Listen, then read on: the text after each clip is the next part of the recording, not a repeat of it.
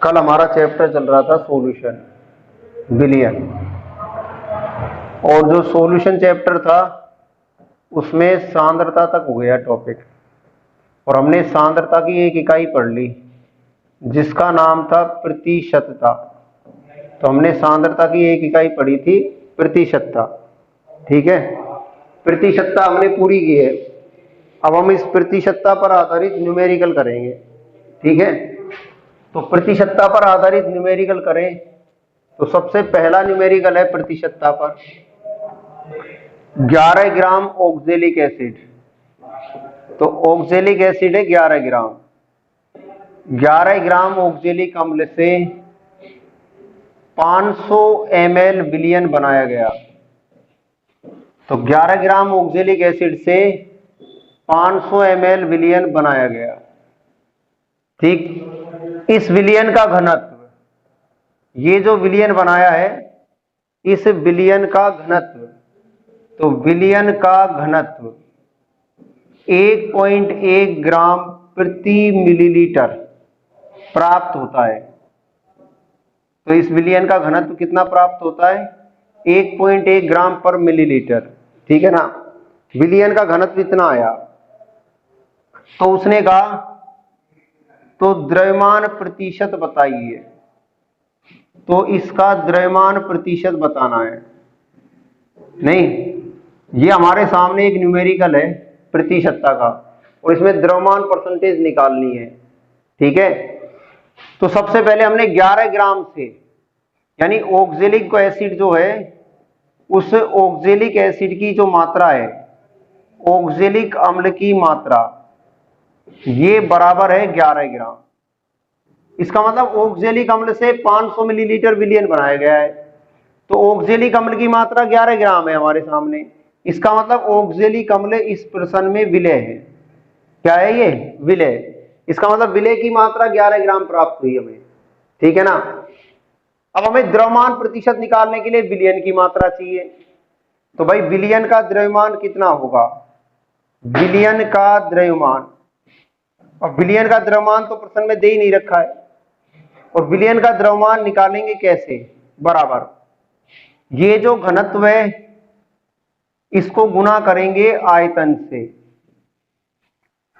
तो विलयन का घनत्व, घनत्व बराबर द्रव्यमान बटे आयतन होता है, ठीक है ना। यानी घनत्व होता है D बराबर m/v। तो घनत्व बराबर द्रव्यमान बटे आयतन होता है। तो द्रव्यमान बराबर क्या होगा? घनत्व गुणा आयतन होगा, घनत्व गुणा आयतन होगा, ठीक है ना। तो हमारे सामने जो स्थिति थी इसमें घनत्व 1.1 है, आयतन 500 है, तो ये हो गया 550 ये ग्राम, ठीक है।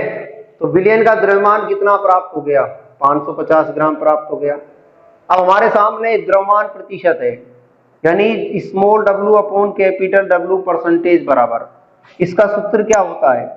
इसका सूत्र होता है विलय की मात्रा बटे विलयन की मात्रा इंटू 100। विलय की मात्रा अपॉन विलयन की मात्रा गुणा 100। नहीं, तो विलय की मात्रा कितनी है? 11। विलयन की कितनी है? 550, और गुणा कितना? 100, ठीक है। तो परसेंटेज कितनी आएगी इसकी? 0 से 0 हट के 11 5 5 गुनी, यानी W अपॉन W परसेंटेज बराबर कितना होगा? 2%। तो इस प्रश्न का आंसर कितने परसेंट आया? 2% आया, ठीक है ना। 11 ग्राम से इतना विलयन बना, विलयन का आयतन इतना है और घनत्व इतना है, तो आयतन और घनत्व को गुणा कर दिया तो द्रव्यमान आ गया विलयन का। तो ये विलयन की मात्रा प्राप्त हो गई। विलयन की कितनी मात्रा है? 550 ग्राम मात्रा है, ठीक है ना। तो ये हमारे सामने पहला न्यूमेरिकल हो गया। नहीं, इसके बाद नेक्स्ट अगले न्यूमेरिकल पर चले। किसी न्यूमेरिकल में यदि परसेंटेज दी होती है, नहीं क्या, अगर किसी न्यूमेरिकल में यदि प्रतिशतता दी होती है तो उस प्रतिशतता को आगे कैसे डिफाइन करते हैं? उसके लिए तरीका क्या है? जैसे उसने कहा 25% V अपॉन V। अब भाई 25% V अपॉन V का तात्पर्य क्या है? भाई 25% V अपॉन V का तात्पर्य क्या है? इसका मतलब टोटल नी ऊपर भी V नीचे भी, आयतन टोटल विलयन का जो आयतन है, विलयन का आयतन टोटल कितना होगा? 100 ml होगा। कितना होगा? 100 ml होगा। और इस 100 ml में विलय कितना? विलय का आयतन कितना? विलय का आयतन बराबर 25 ml होगा। यानी 25 ml से कितना ml विलयन बना? 100 ml बना। तो विलायक कितना होगा? विलायक कितना होगा? विलायक का आयतन कितना होगा? बराबर 75 ml होगा। भाई 100 माइनस 25, ठीक है ना, क्योंकि विलयन बराबर क्या होता है? विलय प्लस विलायक, ठीक है। तो विलय प्लस विलायक, तो 100 बराबर ये 25 प्लस विलायक सोलवेंट। तो सोलवेंट बराबर कितना हो गया? 75 हो गया ना, कि सोलवेंट 75 ml हो गया है। तो 25% V अपॉन V का क्या तात्पर्य होता है? 25% का तात्पर्य होता है कि टोटल विलयन 100 का, उसमें विलय का आयतन 25, विलायक का 75। ये 25% V अपॉन V का तात्पर्य है, ठीक है।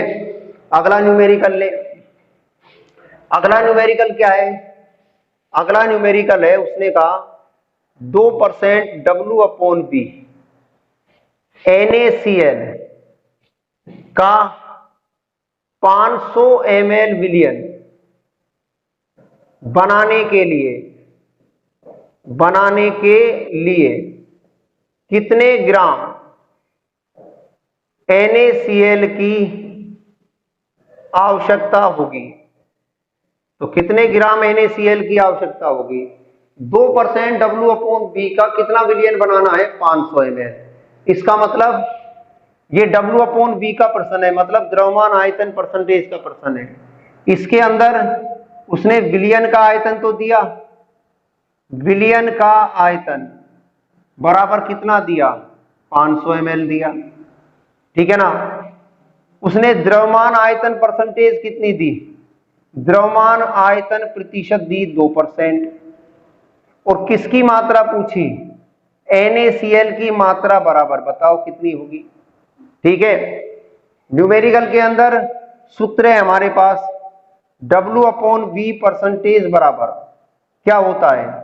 विलय का द्रव्यमान यानी उसकी मात्रा बटे विलयन का आयतन, विलयन का आयतन, और इंटू कितना लगेगा? 100। अब ये परसेंटेज तो कितनी है? 2। इसका हमें निकालना है कि ये मात्रा कितनी आएगी। मान लो m आएगी, विलयन का आयतन कितना? 500, और गुणा कितना? 100। तो m बराबर कितने ग्राम आएगा? 10 ग्राम।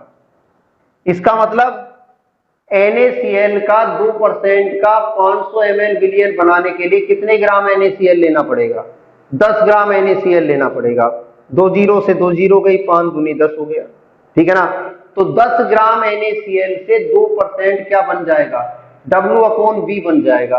कितने विलयन का बन जाएगा? आधे लीटर का बन जाएगा, यानी 500 ml का बन जाएगा, ठीक है ना। ये भी हमारे सामने एक न्यूमेरिकल था, ये न्यूमेरिकल भी परसेंटेज पर आधारित था, ठीक है ना। तो ये न्यूमेरिकल भी प्रतिशतता पर आधारित था, नहीं। तो हमारे सामने न्यूमेरिकल हो गए द्रव्यमान प्रतिशत पर। इसी प्रकार अगर कोई और भी न्यूमेरिकल दिया जाता है तो उसको हल करने का तरीका यही होगा, ठीक है। अगले भाग पर चले। अगला ऐसे है, उसने कहा कि 22 ग्राम लिखा, 22 ग्राम CCl4 को 122 ग्राम बेंजीन में डाला गया। ये न्यूमेरिकल नंबर 3 है। तीसरा, 22 ग्राम CCl4 को किसमें डाला? 122 ग्राम बेंजीन में डाला गया। तो विलयन का द्रव्यमान प्रतिशत बताइए। तो विलयन का द्रव्यमान प्रतिशत बताना है, ठीक है। तो भाई 22 ग्राम CCl4 को 122 ग्राम बेंजीन में डाल रहे हैं, इसका मतलब ये विलय है, इस 22 ग्राम विलय को 122 ग्राम विलायक में डाल रहे हैं, ठीक है ना। यानी CCl4 की मात्रा तो भाई CCl4 क्या है इसका? विलय, और विलय की मात्रा कितनी है? 22 ग्राम, हो गई 22 ग्राम। और बेंजीन की मात्रा, बेंजीन की मात्रा, बेंजीन क्या है इस प्रश्न में? विलायक है, और इसकी मात्रा कितनी है? 122 ग्राम है। तो टोटल विलयन की मात्रा कितनी हुई? विलयन की मात्रा बराबर कितनी हुई? 22 + 122 बराबर 144 ग्राम। कितने ग्राम हो गई? 144 ग्राम मात्रा हो गई। ठीक है, समझ में आया यहां तक? भाई 22 ग्राम को 122 में डाल दिया, 22 ग्राम को 122 ग्राम में डाल दिया, ठीक है ना? तो 22 ग्राम को जब 122 ग्राम में डाला तो हमारे सामने स्थिति है, उसका द्रव्यमान परसेंटेज निकालना है। और द्रव्यमान परसेंटेज का सूत्र हम जानते ही हैं, W/W परसेंटेज बतानी है कितनी होगी। तो विलय/विलियन इंटू 100, विलय कितना? 22, विलियन कितना? 144 इंटू 100 होगा ये 2 से घटा 11 बार, ये 2 से घटा 72 बार, हो गया ना ये, यानी 1100/72। एक बार भाग जाएगा, ये जाएगा ना। इसके बाद ये 8 होगा, ये 3 होगा, ठीक, 380 हो जाएगा। इसके बाद 15 बार भाग जाएगा, 5 बार जाएगा, सॉरी, ठीक है। तो 5 बार भाग जाएगा, 360, 20 बचेगा, 2 के बाद 2 बार जाएगा। तो कितने परसेंट हुआ ये? 15.2% हो गया है, ठीक है ना। आपके सामने स्थिति है इसकी, 15.2% इसका आंसर आएगा भाग देने पर। तो इस विलयन का द्रव्यमान परसेंटेज कितना होगा? 15.2%। और इसमें ध्यान क्या रखना है? विलय और विलायक को जोड़कर किसकी मात्रा निकालनी है? विलयन की। विलयन की मात्रा विलय और विलायक को जोड़ने से ही निकलेगी। विलय विलायक को जब जोड़ देंगे तो विलयन की मात्रा आ जाएगी, ठीक है ना। तब हमारे सामने स्थिति इसकी बनी जाएगी। ये नहीं, ये हमारे सामने टॉपिक हो गया परसेंटेज का। न्यूमेरिकल हो गए प्रतिशतता पर, 3 न्यूमेरिकल बता दिए हैं आपको परसेंटेज पर, ठीक है। अगर मान लो वो कहता है कि 25% W/W है, तो इसको कैसे लिखोगे भाई? 25% W/W का तात्पर्य क्या है? इसका तात्पर्य क्या है? इसका मतलब विलियन, विलियन कुल कितने का? विलियन की माना मात्रा कितनी होगी? 100। अब ऊपर भी W नीचे भी W, तो ग्राम लगेगा। विलयन की मात्रा कितनी है? 100 ग्राम। 100 ग्राम में विलय कितना? विलय की मात्रा 100 ग्राम में कितनी है? 25 ग्राम है। तो विलायक की मात्रा कितनी होगी? विलायक की मात्रा कितनी होगी? 75 ग्राम होगी। और अभी ये भी बताया था 25% V/V क्या होता है? इसका बताया था 100 ml होता है, ये 25 ml होता है, और ये 75 ml होता है, क्योंकि इसमें आयतन बटे आयतन है, इसमें द्रव्यमान बटे द्रव्यमान है, इसलिए दोनों में अंतर तो होगा ही ना, ठीक है। तो दोनों में स्थिति स्पष्ट है द्रव्यमान परसेंटेज में, कि द्रव्यमान जो प्रतिशत होता है वो इसी प्रकार निकाला जाता है। किसी का भी द्रव्यमान परसेंटेज इसी प्रकार निकालते हैं, ठीक है। आगे चले, ये हमारा टॉपिक कौन सा पूरा हो गया? सांद्रता पूरी हो गई। तो आरबीएससी के सिलेबस में सांद्रता टॉपिक है। सांद्रता किसे कहते हैं? विलय की वह मात्रा जो निश्चित आयतन के विलायक या विलयन में डाली जाती है, उसको सांद्रता कहते हैं, ठीक है ना। सांद्रता की हमने एक इकाई पढ़ी जिसका नाम था द्रव्यमान परसेंटेज, द्रव्यमान प्रतिशतता पढ़ी है, ठीक है। द्रव्यमान प्रतिशतता पर आधारित न्यूमेरिकल की है इसमें, नहीं। और एक इकाई हमारी पूरी हो गई सांद्रता। कल हमने अवस्था के आधार पर विलयन के प्रकार भी पढ़े थे। तो अवस्था के आधार पर विलयन के कितने प्रकार थे? 9। और 9 प्रकार के जो भी थे उन सभी के उदाहरण भी पढ़ लिए हमने, ठीक है। इस तरह 2 भाग हमारे पूरे हो गए, नहीं। इसी में सांद्रता की और भी इकाई आपको बताऊं। सांद्रता की एक इकाई होती है जिसको कहते हैं मोललता, इसको अंग्रेजी में कहते हैं मोलेलिटी, ये मोलेलिटी है, ठीक है। वैसे तो है क्या, इसको लेट ऑफ मोल कहते हैं। भाई मोललता भी एक इकाई है सांद्रता की, और इसको लेट ऑफ मोल कहते हैं। मतलब मोल की देरी, मतलब मोल की देरी। और मोल की देरी कब होती है? इस इकाई का उपयोग जब करते हैं जब विलेय व विलायक दोनों किस अवस्था में हो? ठोस। अगर विलेय और विलायक दोनों की अवस्थाएं ठोस होती है तो सांद्रता की किस इकाई का उपयोग किया जाता है? मोलनता का उपयोग किया जाता है। और ये जो इकाई होती है ये ताप से स्वतंत्र होती है। इसका मतलब ताप बढ़ाने से इस इकाई पर कोई प्रभाव नहीं पड़ता, यानी टेम्परेचर से ये इकाई अपरिवर्तित रहती है। तो आप मोलनता को शॉर्ट में क्या समझते हो? मोलनता को मोल की देरी समझते हैं। मोल की देरी का मतलब क्या होता है? विलय और विलायक जब दोनों ठोस अवस्था में होते हैं तो सांद्रता की मोलनता का उपयोग करते हैं। मोलनता इकाई टेम्परेचर से अप्रभावित रहती है, यानी ताप बढ़ाने से मोलनता पर कोई प्रभाव नहीं पड़ता है। ठीक है ना। अब इस इकाई की डेफिनेशन और इसका फॉर्मूला क्या है? इसका उपयोग कब करते हैं? जब करते हैं जब हम 1000 ग्राम विलायक 1000 ग्राम विलायक में उपस्थित विलेय के मोलों की संख्या, विलेय के मोलों की संख्या, भाई इसमें क्या विलयन तो बनता नहीं, इसमें लिख रहा है ना देरी, देरी शब्द लिख रहा है, इसका मतलब इसमें क्या नहीं बनेगा? विलयन नहीं बनेगा। ठीक है ना भाई, आपके सामने भी स्थिति यही है, अरे आप में भी देरी होती है विलयन बनने में। ये थोड़ी है आपका हर किसी से कॉम्बिनेशन तुरंत ही बैठ जाता है। ठीक है ना, समय आपको भी लगता है उसके साथ एडजस्टमेंट होने में, नहीं। इसलिए यहां भी क्या है? मोल की देरी है, यानी विलयन नहीं बनेगा। तो सिर्फ किससे चलेगी डेफिनेशन? विलय और विलायक से। अब मैंने 1000 ग्राम विलायक लिखा, इसको 1 किलोग्राम भी लिख सकता हूं कि 1 किलोग्राम विलायक में उपस्थित विलय के मोलों की संख्या मोलनता कहलाती है। ठीक है ना भाई, उसने लिख रखा है मोल बनाओ, देरी से बनाओ।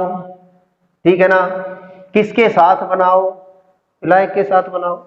अरे विलय के मोल बनाओ विलायक के साथ, देरी से बनाओ, पर समय लगना चाहिए उसमें। और समय कब लगेगा? जब दोनों की अवस्थाएं कैसी होगी? ठोस। याद करने का तरीका तो यही है इसका कि भाई जब दोनों की अवस्थाएं ठोस होगी, विलय की विलायक की, तो मोल बनने में समय लगेगा, मोल बनने में देरी होगी। ठीक है ना, और जब मोल बनने में देरी होगी तभी हम सांद्रता की इकाई मोलनता का उपयोग करते हैं। ठीक है, तो ये हमारे सामने सांद्रता की इकाई मोलनता है। नहीं, अब इसका फॉर्मूला क्या होता है? मोलनता जो होती है इसका फॉर्मूला होता है कि भाई विलय के मोल, अब विलय के मोल किससे बनेंगे? विलय के मोल बनेंगे विलायक से। तो विलायक की मात्रा, और मात्रा किसमें लेनी है? किलोग्राम में। किसमें लेनी है? किलोग्राम में। इंटू 1/, सॉरी, मात्रा किसमें लेनी है? किलोग्राम में। तो मैंने नीचे से परिभाषा बनाई ना, 1 किलोग्राम विलायक में किसके मोलों की संख्या? विलय के मोलों की संख्या क्या कहलाती है? मोलनता कहलाती है। भाई नीचे का मान इकाई कर दिया, 1 किलोग्राम विलायक में उपस्थित किसके मोल? विलय के मोल क्या कहलाएगी? मोलनता कहलाएगी। ठीक है ना। अब चूंकि मोल बराबर क्या होता है, ऐसा हमने 11वीं में पढ़ा है, मोल बराबर होता है ग्राम में मात्रा बटे अणुभार। भाई मोल किस प्रकार बनाते हैं? जो ग्राम में मात्रा होती है उसमें उसके मोलिकुलर वेट का भाग लगा लेते हैं, अणुभार का भाग लगा देते हैं, तो मोल बन जाते हैं। तो मोल जब बनेंगे तो पूरा फॉर्मूला क्या बनेगा? सूत्र क्या बनेगा? मोलनता का सूत्र क्या बनेगा? मोल की जगह ये लिख दें हम, मोल की जगह ये लिखें तो क्या हो गया? विलय की ग्राम में मात्रा बटे विलय का अणुभार। तो विलय की ग्राम में मात्रा बटे विलय का अणुभार इंटू 1/, अब नीचे क्या बचा? विलायक की मात्रा इंटू 1/, विलायक की मात्रा, और मात्रा किसमें? ग्राम में। हो गई ना, ये मोलनता सूत्र हो गया। इसको छोटे एम से प्रदर्शित करते हैं, स्मॉल एम। ठीक है, मोलनता सामने है, मोलनता ताप से स्वतंत्र होती है। इसकी छोटी सी समरी बता दूं। अब इसमें क्या पढ़ा मोलनता में? मोलनता को मोल की देरी कहते हैं। मोलनता का उपयोग तब करते हैं जब विलय व विलायक दोनों की अवस्थाएं ठोस होती है। ठीक है ना, इसका मतलब इसमें विलयन का निर्माण नहीं होता है। मोलनता इकाई ताप से स्वतंत्र होती है, ठीक है ना। मोललता की परिभाषा क्या होती है, 1 किलोग्राम विलायक में उपस्थित विलय के मोलों की संख्या मोललता कहलाती है। मोललता का सूत्र क्या होता है कि विलय के मोल किसके साथ बनेंगे, विलायक की मात्रा के साथ। तो विलय के मोल बटे विलायक की मात्रा इज इक्वल टू मोललता। मोल क्या होता है, मोल का मतलब होता है ग्राम में मात्रा बटे अणुभार, यानी मोल की जगह क्या लिख सकते हैं हम, ग्राम में मात्रा बटे अणुभार लिख सकते हैं। तो मोल की जगह मैंने ग्राम में मात्रा बटे अणुभार लिख दिया, तो सूत्र क्या बन गया, विलय की ग्राम में मात्रा बटे विलय का अणुभार इंटू 1 बटे विलायक की मात्रा किलोग्राम में। 1 बटे विलायक की मात्रा, और विलायक की मात्रा किस में होगी, किलोग्राम में होगी, ठीक है ना। ये हमारे सामने मोललता का फॉर्मूला बन गया। अब इस फॉर्मूले पर आधारित यदि न्यूमेरिकल करें, ये इकाई 11वीं में थी, यानी कक्षा 11 में है, ठीक है ना, फिर भी इसको 12th में बता रहा हूं। इसमें इस पर आधारित यदि न्यूमेरिकल करें तो न्यूमेरिकल कैसे होगा वो देखें।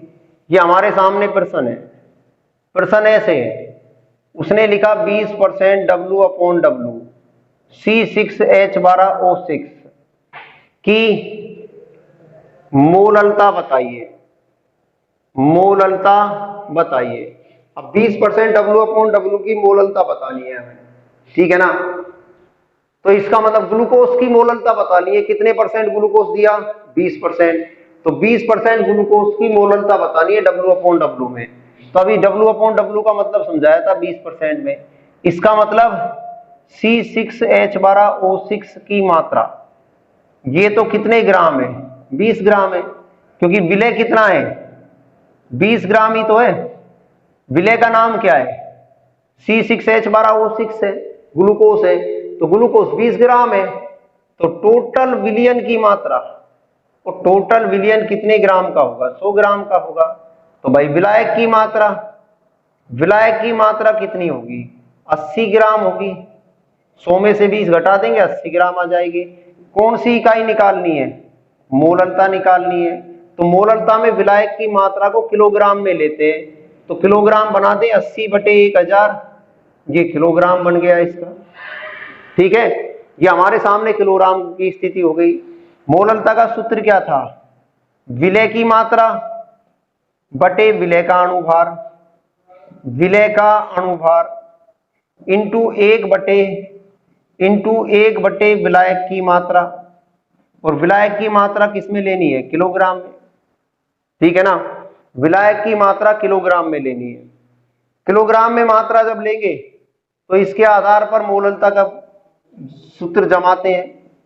तो ये मोललता हुई, मोललता बराबर क्या होगी, विलय की मात्रा कितने ग्राम आई, 20 ग्राम आई।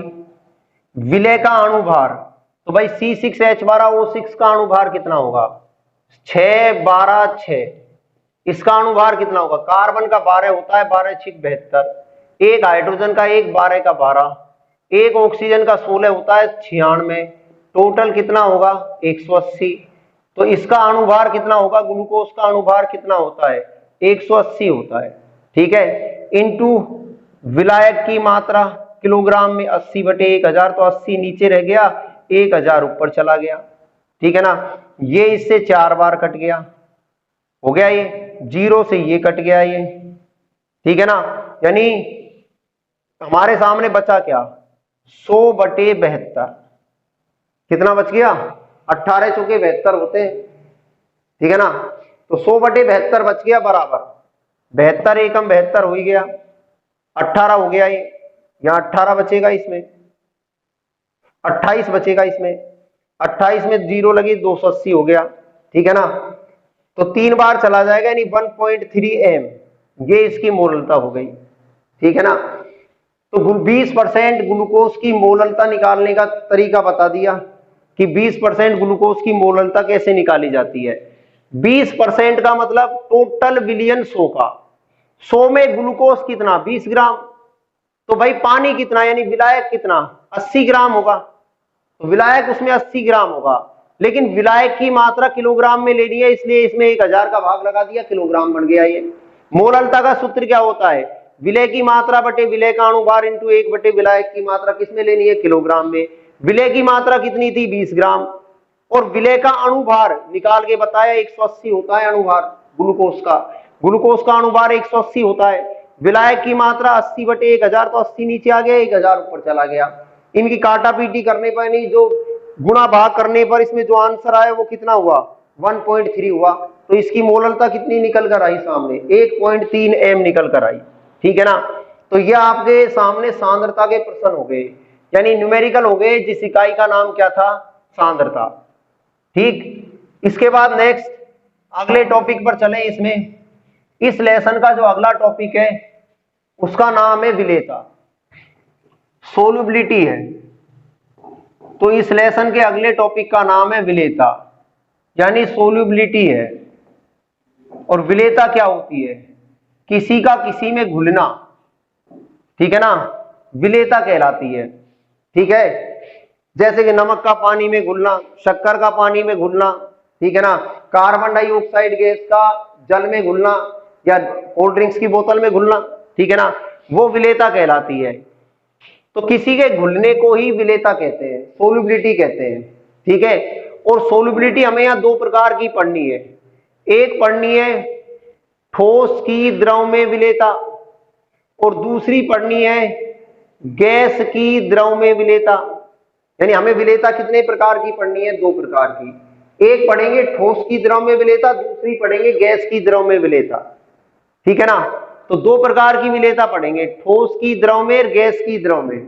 नहीं, तो सबसे पहले अगर हम शुरू करें, इसमें पहली जो विलेयता है उसका नाम है ठोस की द्रव में विलेयता। तो इसमें विलेयता का पहला टॉपिक क्या हुआ, ठोस की द्रव में विलेयता। तो विलेयता का पहला टॉपिक हो गया ठोस की द्रव में विलेयता। नहीं, ठोस की द्रव में विलेयता क्या है, इसको देखेंगे। इसका मतलब क्या है, ठोस को द्रव में डालना है, तो विलेय इसमें ठोस है और विलायक इसमें द्रव है। ठीक है ना, मतलब ठोस को द्रव में डालेंगे तो विलेय कौन हुआ, ठोस, और विलायक कौन हुआ, द्रव। और किसी ठोस की द्रव में विलेयता का अध्ययन करना है हमें। जैसे एग्जांपल है नमक का घोल, तो नमक का घोल ऐसे ही तो बनता है, नमक को पानी में डाल देते हैं, नमक क्या हो जाता है, ठोस, जल क्या हो जाता है, द्रव। ठीक है, लेकिन इस विलेयता को प्रभावित करने वाले कुछ कारक होते हैं। ठीक है ना, भाई ठोस की द्रव में विलेयता होती है, कैसे बढ़ती है, कैसे घटती है, किन किन कारकों से प्रभावित होती है, उसके बारे में देखना पड़ेगा। इसमें किसी भी विलेयता को प्रभावित करने वाले जो कारक होते हैं, नहीं, कि ठोस की द्रव में विलेयता किन किन कारकों से प्रभावित होती है, तो प्रभावित करने वाले कारक।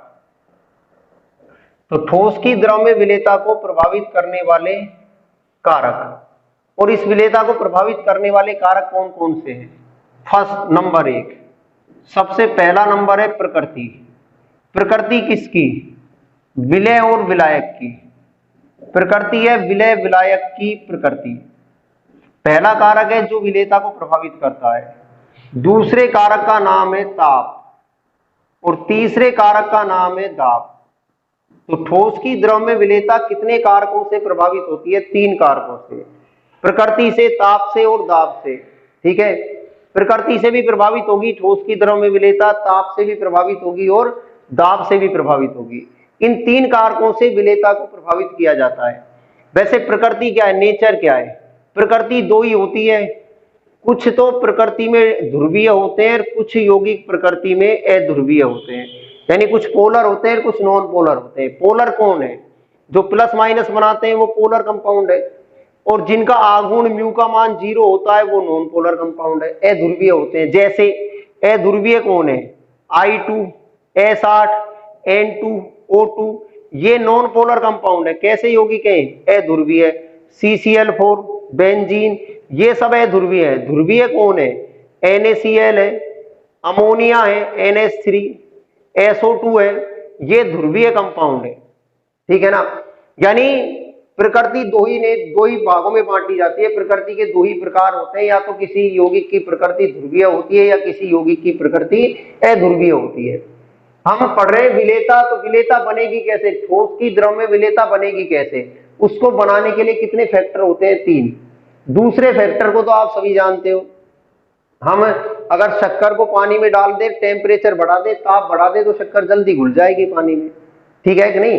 तो ठोस की द्रव में विलेयता ताप बढ़ाओगे तो बढ़ेगी, ठीक है ना। दाब क्या होता है, दाब कभी लगता ही नहीं है भाई ठोस पर, ठोस असंपीड्य होते हैं, और ठोस असंपीड्य होते हैं तो इन पर दाब नहीं लगाया जाता, इसलिए ठोस की द्रव में विलेयता दाब से अप्रभावित होती है। दाब से क्या होती है, अप्रभावित, ठीक है। तो हमें तो इन तीन भागों का अध्ययन करना है, लेकिन तीनों भागों में थोड़ा थोड़ा परिचय सबको आना चाहिए, इसमें नहीं ज्यादा इंपॉर्टेंट ये टॉपिक नहीं है, पर फिर भी आना चाहिए कि प्रकृति क्या है, विलय की प्रकृति और विलायक की प्रकृति। पहले तो आपको प्रकृति को समझना है कि प्रकृति किसी भी यौगिक की दो ही प्रकार से पाई जाती है, या तो ध्रुवीय प्रकार से या ध्रुवीय प्रकार से। ध्रुवीय प्रकार के यौगिक कौन से होते हैं, वो होते हैं जो धनायन और ऋणायन बनाते हैं। इसका मतलब जो प्रकृति में आकर आवेशित हो जाते हैं वो ध्रुवीय प्रकार के होते हैं, जो आवेशित नहीं होते वो अध्रुवीय होते हैं। जैसे ये अध्रुवीय है सारे के सारे उदाहरण। इसी प्रकार शक्कर होती है, एक तो ग्लूकोज होता है, एक शक्कर होती है 12, 22, 11, ठीक है ना, ये भी है ध्रुवीय कंपाउंड है दोनों, नहीं। तो प्रकृति जो होगी वो समान होनी चाहिए, जैसे इस विलय की प्रकृति ध्रुवीय है और इस विलायक की प्रकृति भी ध्रुवीय है, तो इसका मतलब विलेयता बन जाएगी। लेकिन अगर इन दोनों की प्रकृति असमान है तो विलेयता नहीं बनेगी। तो प्रकृति क्या कहती है कि समान समान को घोलता है, यानी कोई किसी में घुलेगा कब, जब ही घुलेगा जब समान होंगे दोनों की नेचर, दोनों की प्रकृति अगर समान होगी, विलय की प्रकृति और विलायक की प्रकृति दोनों ही अगर समान होगी तो ही घुलेगा, वरना नहीं घुलेगा। अगर मान लो इसकी प्रकृति तो ध्रुवीय है और इसकी प्रकृति अध्रुवीय है तो नहीं घुलेगा, क्यों, असमान प्रकृति हो गई। तो असमान प्रकृति वाले कभी नहीं घुलते, ठीक है ना। किसी विलयन को बनाने के लिए दो घटक चाहिए, एक घटक विलय और दूसरा विलायक। अगर हमें कोई विलयन तैयार करना है और उसमें दो घटक है तो उन दोनों घटकों की प्रकृति समान होनी चाहिए। समान का मतलब अगर आपने विलय ध्रुवीय लिया है तो विलायक भी ध्रुवीय लीजिए, अगर आपने विलय अध्रुवीय लिया है तो विलायक भी अध्रुवीय लीजिए, तो ही घुलेगा वो, ठीक है ना। टेम्परेचर का बता ही दिया आपको, ताप बढ़ाने से विलेयता बढ़ती है, किसकी, ठोस की द्रव में विलेयता बढ़ती है। और दाब, ठोस असंपीड्य होते हैं जिन्हें दबाया नहीं जा सकता है, इसलिए दाब बढ़ाने से विलेयता अप्रभावित रहती है, ठीक है ना। तो कल इसी टॉपिक को और आगे बढ़ाएंगे, नहीं विलेयता को।